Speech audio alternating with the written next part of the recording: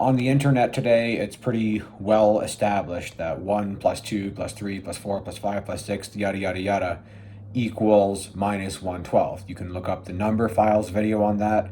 They have proof from quantum mechanics that this is even true in reality.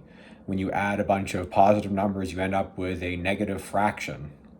And this is also true according to Lawrence Krauss, very famous physics educator. So it looks like this is on pretty solid grounds. Now I'm going to prove to you that 1 plus 2 plus 3 plus 4 does not equal minus 112. It in fact equals 0. Yeah, I bet you didn't see that coming. So in this video, we're going to be showing that by using stupid math, we can prove that 1 plus 2 plus 3 plus 4 plus 5 plus 6 plus 7 is actually equal to 0. It's not minus 112, as many people believe, and as quantum physics proves. And it's also not infinity, as most normal people would believe. So we're going to be using some logic just like Numberphiles, and we're going to try to prove this here. Okay, so first we're going to start with our series. This is just writing it out. 1 plus 2 plus 3 plus 4, blah, blah, blah, right? That's the original version. Now here I'm writing out the expanded version, right? So 1, I'm just writing as 1, 2 as 1 plus 1, 3 as 1 plus 1 plus 1, 4 as 1 plus 1 plus 1 plus 1, right? This is just the expanded version. It's the same series as what we originally had. Now, in step 3, we know that addition is commutative. This means you can add things in whatever order you want. You can do 2 plus 1 or 1 plus 2, and moving brackets around doesn't affect the summation. The order you add things in doesn't matter. So I'm going to rewrite it as 1 plus 1, and then 1 plus 1 plus 1 plus 1, and then 1 plus 1 plus 1 plus 1 plus 1 plus 1. And now we're going to take the previous series we have below, and we're going to pair it up here and shift things around. These Numberphiles guys like to shift things up a bit, so we're going to do some shifting here.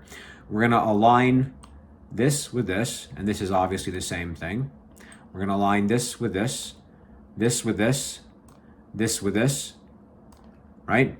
And what we're going to be left with is every second part is going to get unpaired, and every first part is going to get paired off. So doing this, we've just proven that half x is actually equal to x, right?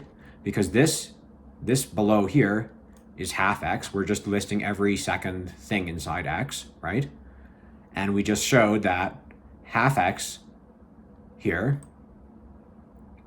has to be equal to x because half x is x, right? Half x is x, so it has to be equal to x. Cool. Okay, so using my stupid logic, everything checks out. Good so far. Now we want to get rid of this ugly fraction, so we multiply both sides by 2, right? So we get x on this side, and we get 2x on this side.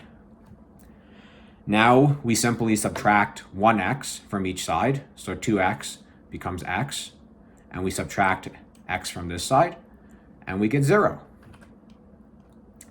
And there you go. X equals 0.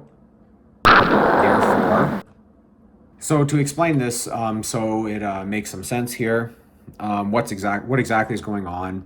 Well, the reality is that this series does not equal 0. It also does not equal minus 1/12. They come to this conclusion the same stupid way I come to this conclusion, right?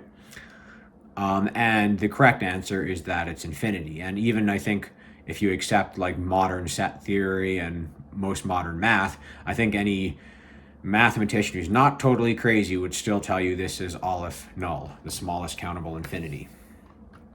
Okay, that's obviously the right answer.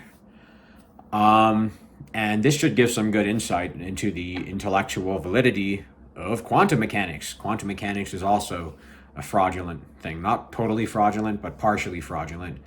Aspects like string theory are probably completely fraudulent.